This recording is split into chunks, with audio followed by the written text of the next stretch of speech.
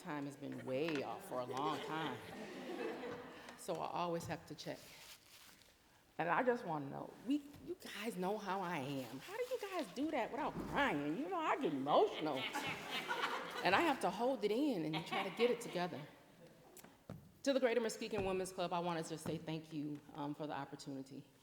For some reason, you guys always have a way of finding me when I'm in a space. When I was actually notified that I was being honored, I was eating a bag of Oreos because I was trying to get myself together. This time, when I asked to be the speaker, I was yet again eating a bag of Oreos. But you know, they taste really good with cookie butter. If you go to Trader Joe's and you slap a little cookie butter on that thing, it brings it to a whole nother level. But I've learned real hard about myself. That's one of the things I do when I stress. So this morning, I'm gonna be what I consider hot. I'm gonna be hot, open, honest, open, and transparent with you all. This year has been challenging for many of us, and yeah, we're just gonna start there, and I'll go a little deeper. What it has done for us as a community, as a world actually, is it's actually magnified the injustices. It's actually magnified the idea that there are two worlds, perhaps, that people live in. And it's actually magnified the whole idea that we might not be as unified as we think we are. But I'm honest, and I gotta be honest about the fact that just as it did for a whole world, it's done for individuals as well. Volunteers have a way to make life easier for people. Volunteers are people who give they just give. They have a big heart, they're open, and they just wanna give. They wanna love on people. And I wanna challenge you this morning with that. Because one of the things that I did, and I did quite well, was I just loved on people. But I forgot to love on me. And as women, we tend to do that sometimes. We tend to give, we tend to open up, we tend to share, and we're just, nurturers, yeah. And we do that for people, but we forget to take care of the number one. What Zoom has forced me to do, and I was sharing this with somebody, is to look. When you're sitting on those Zoom cameras hours after hours, and I just want to say too, by the way, this is probably the first time I've actually gotten dressed in almost a year. Completely. Let's be honest. Right? We got to be honest, because I'm sure some of you might not want to tell it in this room, and I'm okay with that. We get dressed from up here, only what people can see, but from down here, we might still have on the pajama bottoms, the house shoes are still on, right? Zoom made me look at myself. I could see myself in that mirror. And for the first time in a long time, I was able to see something in the eyes of myself that just wasn't quite right. I'm grateful, actually, for the pandemic. I just have to say that. I have to be honest about that.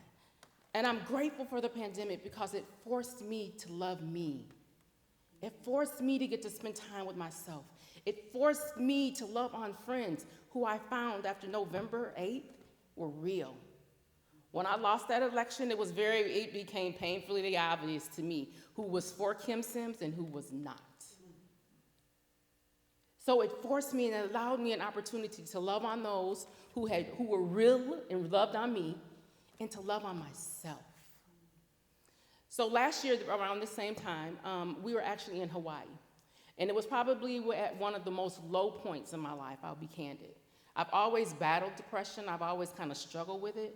But after that election, when it seemed as if like the whole world had been ripped from under me, right? Everything I had given of myself for 20 years was now gone.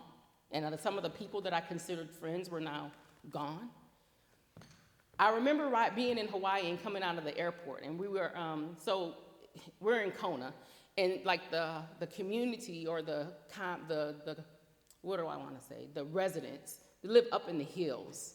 And so I was coming out of the airport on the street, and I was looking over into the homes, and it was dark. Like, it was dark.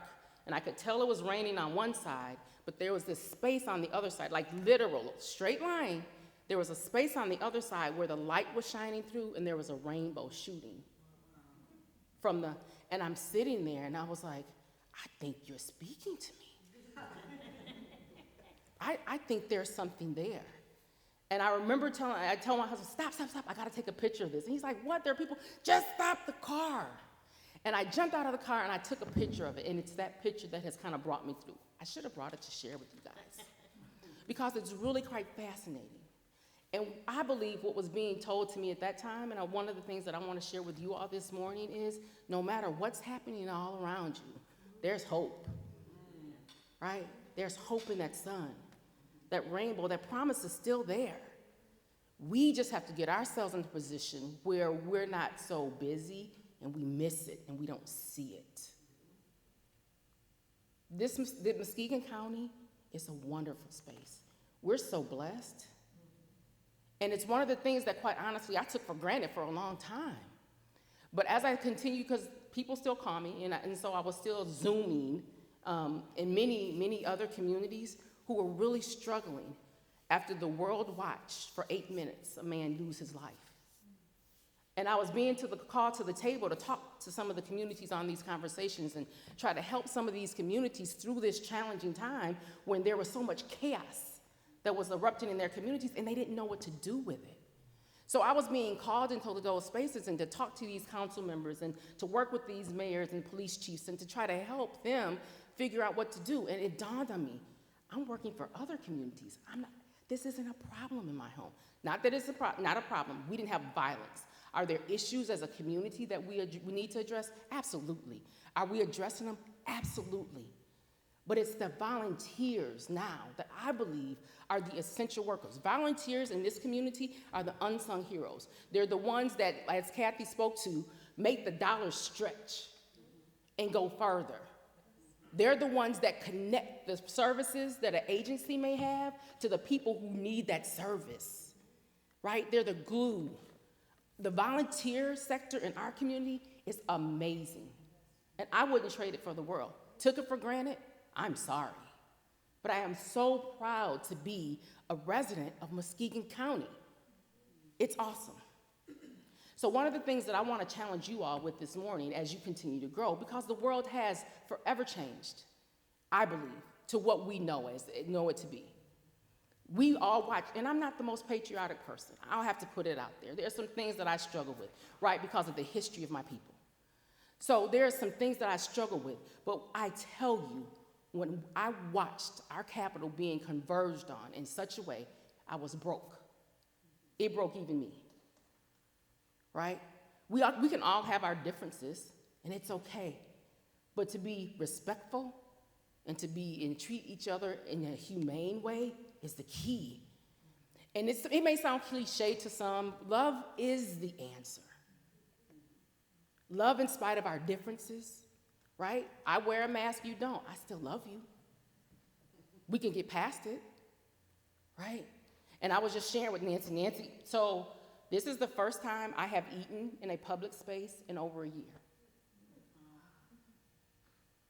right? For me, the anxiety was real. It was just easier. My 13-year-old is struggling, right? To the point where we've turned off TVs. We don't even watch it anymore. It's just like, shut down, like this is our world, like we got us, right? But that's why words are so powerful. I tell you, when they talked about the whole idea of socializing, what's the word? I don't even use it. Social distancing. That whole idea to me put something, it was like a pit in my stomach. I couldn't wrap my head around it. What is that? Because to me, that further isolated us. Right? The idea was we want healthy physical distance. That was the idea behind what was being said. But that taught me to be very careful with my words and to speak very clearly and articulate exactly what it is that I mean. Because at the end of the day, some of us didn't need social distancing. That was isolation.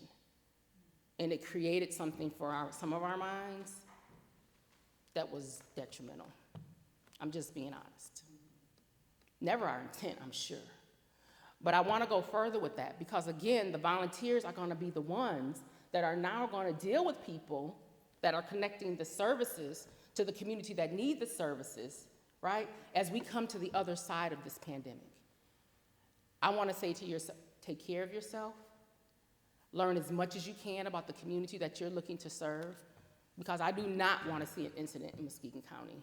I do not want to be called to the table to work some of those issues that I had to work for other counties in my own backyard. We're better than that, and I know that we can overcome any challenges that we may have. Love yourself, people. And as women, we gotta stop.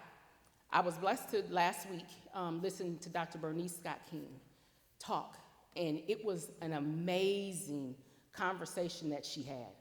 And one of the things that she said her mother always told her was, take care of yourself. The fight for freedom is going to always be present.